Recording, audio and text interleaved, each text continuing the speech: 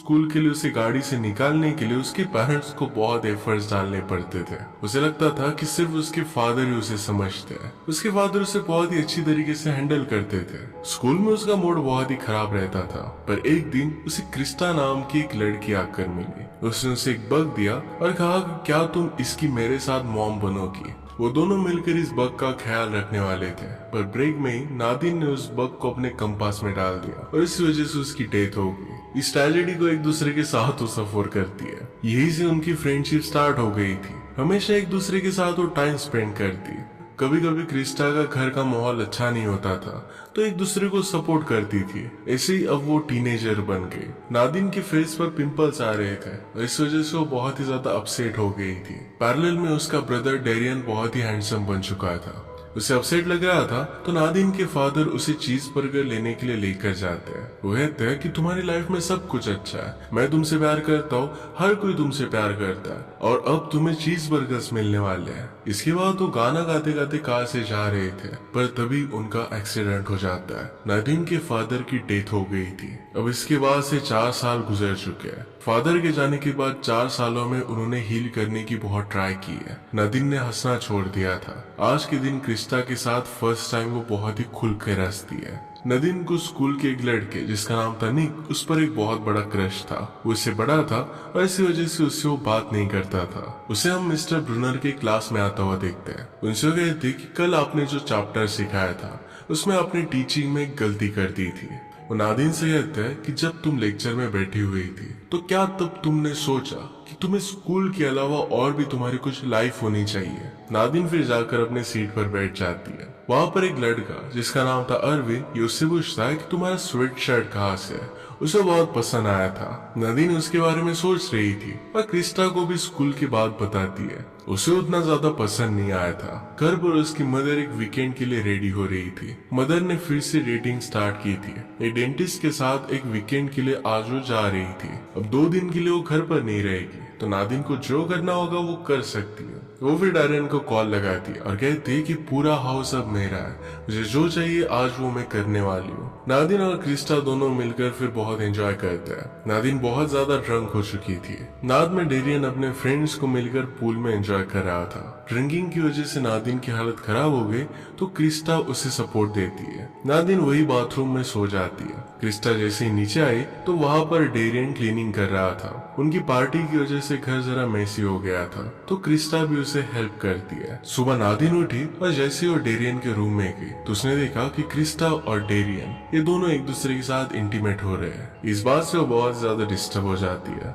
Crysta ने नादिन से sorry कहा। वो कहती कि मुझे समझ में नहीं आया कि ये सब हुआ कैसे। नादिन बिना कुछ कहे वहां से जा रही थी। क्रिस्टा कहती कि प्लीज कुछ तो कहो। नादिन कहती कि इसमें तुम्हारी गलती नहीं थी। ये सब कुछ अपने ब्रदर डेरियन पर डालती है। वो जाकर डेरियन से कहती है कि तुम्हें जिम करनी पड़ती है, अपनी बॉडी पर काम करना पड़ता है क्योंकि बाकी लोग तुम में इंटरेस्टेड हो सके। तुम्हें कुछ पर्सनालिटी नहीं है, मेरी फ्रेंड्स से दूर रहना। डेरियन कहता है कि तुम्हारी फ्रेंड्स नहीं है, सिर्फ एक ही फ्रेंड है। इसके बाद नादिन स्कूल में आई। स्कूल में उसे रियलाइज होता है कि उसने होमवर्क नहीं किया था। मिस्टर ब्रनर से कहती है मैं जरा अपसेट थी मेरे फादर की डेथ की वजह से, और इसी वजह से मैं होमवर्क कर नहीं पाई। मिस्टर ब्रूनर पूछते हैं कि तुम्हारे फादर की डेथ को कितना समय हुआ है। नादिन कहती है कि 4 साल हो गए। वो कहते हैं कि फैमिली और रिलेटिव्स के पासिंग पर मैं सिर्फ 1 ही साल का समय देता हूँ, 4 साल तक तुम ग्रीव नहीं कर सकती। नादिन फिर डिसअपॉइंटेड होकर बैठ जाती है। वहां पर एरविन उसके साथ बात करता है, उसे वीकेंड के बारे में पूछता है।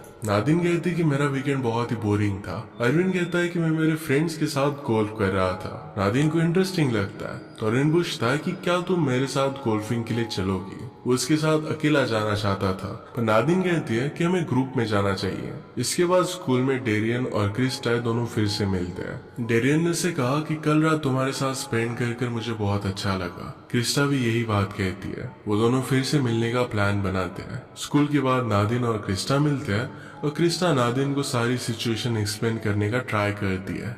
नादिन बहुत ही ज्यादा अपसेट थी। नादिन कहती कि तुम्हें मेरे ब्रदर के साथ ऐसा करना ही नहीं चाहिए था। वो क्रिस्टा को कुछ भी बोलने नहीं दे रही थी। क्रिस्टा कहती कि इससे हमारी फ्रेंडशिप में कुछ भी फर्क नहीं पड़ेगा। मैं और डेरियन पार्टी में जा रहे हैं, तुम भी फ्राइडे को हमारे साथ चल सकती हो। क्रिस्टिन इसके लिए हाँ कहती है। वो पार्टी में पहुंचते हैं और सब लोग एक दूसरे के साथ बात करने लगते हैं। डेरियन के जो फ्रेंड्स थे उनके साथ क्रिस्टा बात करती है, उन्हें जानने की कोशिश करती है। नादिन को इस सब में लेफ्ट आउट फील होता है, वो किसी को भी अपना फ्रेंड बना नहीं पाती। वो ट्राई तो करती है पर फेल हो जाती है। इसके बाद उसने अपनी मदर को कॉल किया। On the opposite side mother भी बहुत डिस्टर्ब थी। जिस डेंटिस्ट के साथ वो वीकेंड पर गई थी उसकी ऑलरेडी वाइफ थी। रात में नादिन उसे जो लड़का पसंद है उसे ईमेल करने की कोशिश करती है, क्योंकि उसने उसकी फ्रेंड रिक्वेस्ट एक्सेप्ट नहीं की थी, पर ये ईमेल उसने सेंड नहीं किया। उसे लगा कि वो बहुत ही ज्यादा डेस्परेट हो रही है। वो फिर इरविन को कॉल करती है। इरविन कहता है कि यहाँ का थीम पार्क लेट नाइट तक स्टार्ट रहता है। इरविन कहता है कि मैं एक थीम पार्क जानता हूँ जो बहुत ही लेट तक ओपन रहता है, अगर तुम चाहो तो आ सकती हो। नादिन भी इसके लिए मान जाती है। वो दोनों फिर इस व्हील पर बैठे एक दूसरे की ड्रीम्स एंड होप्स के बारे में बात करने लगते हैं। इरविन मौका देखकर नादिन को किस करने की कोशिश करता है, पर नादिन ने उसे दूर कर दिया। वो फिर इस बात को भूल जाने का डिसाइड करते हैं। साथ में मिलकर मिनी गोल्फ खेलते हैं। नादिन उसे कहती है कि मुझे तुम बहुत ही मैच्योर लगते हो। अगले दिन स्कूल में क्रिस्टा नादिन से बात करने की कोशिश करती है। नादिन उसे कहती है कि मैंने एक ऑब्जर्व किया था कि जब तुम अपने फ्रेंड्स के साथ थी तो तुम मुझे पूरी तरीके से इग्नोर कर देती हो। मेरे ब्रदर को तुम डेट नहीं कर सकती, तुम्हें हम दोनों के बीच में किसी को चूज करना पड़ेगा। क्रिस्टा ये चीज करना नहीं चाहती थी और इसी वजह से उसे वही छोड़कर चली जाती है। घर आकर अपने ब्रदर से नादिन बात करती है, कहती कि जब फादर की डेथ हो गई थी तो तुम बहुत ही सैड रहते थे। एक रात मैंने तुम्हें देखा तो पूरी रात तुम रो रहे थे, तुम्हारी पीलो पूरी तरीके से गीली हो गई थी। मैंने फिर अपने पीलो से उसे एक्सचेंज कर दिया था। मैं तुम्हारा बहुत ही केयर करती थी और तुम मेरे साथ ऐसा कैसे कर सकते हो। डेरियन कहता है कि तुम बहुत ही सेल्फिश हो। इस तरीके से फादर को इन सारी चीजों में तुम्हें नहीं लाना चाहिए था। वो दोनों एक दूसरे के साथ झगड़ने लग गए। उनकी मदर को आकर उन्हें छुड़ाना पड़ता है। मदर डेरियन को ही डांट रही थी। डेरियन कहता है कि आप हर बार मुझे ही क्यों बताती हो। मदर कहती कि तुम ही सिर्फ मेरी सुनते हो। नादिन फिर उसे जो लड़का पसंद था वो जहाँ पर काम करता था वहां पर वो पहुंच जाती है। उससे बात कोशिश करती है। उसे जो चीज नहीं चाहिए थी वो भी वो मांग रही थी, पर फिर खुद ही एडमिट कर लेती है कि वो सिर्फ उसे मिलने के लिए आई थी। निक उसके बारे में जान लेता है और फिर उसे इग्नोर कर वहां से वो चला गया। अगले दिन नदीन की मदर उससे कहती है कि हर रोज मैं तुम्हें स्कूल पर नहीं छोड़ सकती। तुम्हारे और क्रिस्टा के बीच में जो भी चल रहा है उसे सॉर्ट आउट कर लो। क्रिस्टा तुम्हें लेने के लिए आती है तो मुझ पर ज्यादा लोड नहीं आता। स्कूल में आने के बाद नदीन इरविन को ढूंढ रही थी। इरविन के फ्रेंड उसे कहते हैं कि फिल्म फेस्टिवल के लिए वो एक प्रोजेक्ट क्रिएट कर रहा है और इसी वजह से वो स्कूल से ऑफ ले रहा है। वो आकर फिर मिस्टर ब्रूनर के साथ लंच करने लगती है। वो उसे कहने लग गई कि मेरा यहाँ पर कोई भी फ्रेंड नहीं है, उसे कोई भी अच्छा नहीं लगता था। मिस्टर ब्रूनर कहते हैं शायद कोई भी तुम्हें लाइक नहीं करता। इस बात से नदीन को गुस्सा आ जाता है। मिस्टर ब्रूनर को भी बहुत कुछ बोल जाती है। वो फिर उसे एक कुकी देते हैं ताकि उसे अच्छा लग सके। वो कहते हैं कि तुम मेरी फेवरेट स्टूडेंट हो। नादिन पूछती है कि क्या सच में। ब्रूनर कहते हैं कि तुम अपसेट हो और यही मुझे कहना चाहिए। स्कूल के बाद नादिन को अरविंद का कॉल आता है। उससे कहता है कि तुम मेरे बारे में पूछ रही थी। नादिन फर्स्ट टाइम तो उससे कुछ भी बात नहीं करती और कॉल वैसे ही रख देती है, पर बाद में उसे कॉल करती है। उसे कहती है कि मैंने जरा एंटी डिप्रेशन पिल्स ली थी और इसी वजह से मुझे बुरा लग रहा था। अरविंद कहता है कि क्या तुम मेरे घर पर आना चाहोगे, यहाँ पर पूल भी है। दोनों मिलकर फिर पूल में मजे करते हैं। नादिन एक्टिंग कर रही थी और उससे पूछती कि क्या तुम मेरे साथ इंटीमेट होना चाहोगे,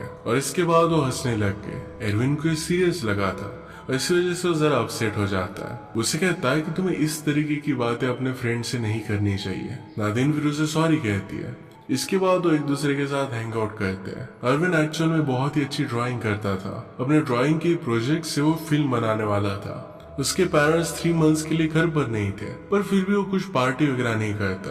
अपने गोल्स पर वो फोकस्ड है। वो दोनों एक दूसरे के साथ बहुत अच्छा टाइम स्पेंड करते हैं। अगले दिन नादिन को स्कूल पर छोड़ने के लिए उसकी मदर आई। गाड़ी से निकलने के बाद नादिन क्रिस्टा को देखती है। उसे स्कूल में नहीं जाना था। मदर के पास उसे कार से निकालने के लिए टाइम नहीं था, तो अपसेट होकर कहती है कि तुम मेरे साथ काम पर आ रही हो। वहीं पर बैठे बैठे नादिन बोर हो जाती है। अपनी मदर को तंग करने लग गई। मदर नादिन से कहती है कि जिस तरीके से तुम बड़ी हो रही हो। इस बात से तुम्हारे फादर बहुत ज्यादा डिसअपॉइंटेड होते हैं। नादिन इस बात से गुस्सा होकर अपने मॉम की कार लेकर वहां से भाग जाती है। वो डायरेक्टली निक को मैसेज कर देती है कि तुम मुझे बहुत अच्छे लगते हो। उसके साथ इंटीमेट होने के बारे में उसने वहां पर लिखा हुआ था। इस मैसेज को सेंड नहीं करने वाली थी पर गलती से सेंड हो जाता है। तुरंत बाद इस डिसीजन को रिग्रेट करने लग जाती है। वो डायरेक्टली मिस्टर ब्रूनर के पास आती है तो उनसे कहती है कि क्या आप कुछ नहीं कर सकते, उसका फोन वगैरह ले लो। वो चाहती थी कि वो मैसेज ना पढ़े, तो बहुत ज्यादा टेंस हो जाती है। मिस्टर ब्रूनर उसे कहते हैं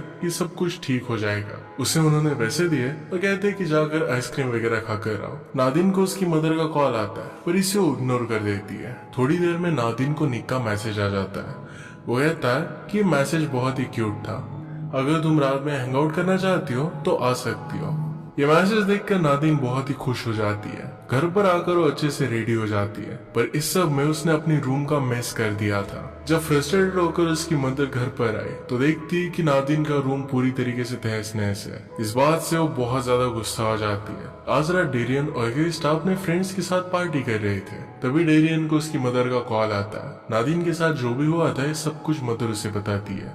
मदर को सहारा देने के लिए डेरियन वहां से घर पर आ गया। क्रिस्टा भी उसे सपोर्ट करने के लिए वो भी घर पर आ गई। पैरेलल में नादिन और निक ये दोनों डेट पर जाते हैं। घर पर मदर बहुत डिस्टर्ब थी। डेरियन उन्हें संभालने की कोशिश करता है। डेरियन कहता है कि आप हमेशा मुझे ही क्यों कॉल करती हो। मदर को अपनी गलती रियलाइज हुई। वो कहती है कि मेरा तुम्हारे सिवा कोई और है नहीं। नादिन और निक फिर दोनों ही जगह पर जाते हैं। वहां पर निक उसे किस करने लगता है। वो डायरेक्टली उसके साथ इंटीमेट होने लग गया पर नादिन उसे मना करती है। इस बात से निक बहुत ज्यादा गुस्सा हो जाता है। वो कहता है कि तुमने ही मुझे मैसेज किया था। नादिन को बहुत बुरा लगा और वहां से वो निकल जाती है। वो उसे लाइक करती थी और मैसेज गलती से चला गया था। उसे भी लगा था कि शायद निक भी उसे लाइक करता है। इसके बाद वो मिस्टर ब्रूनर को कॉल करती है। वो उसे अपने घर लेकर आता है।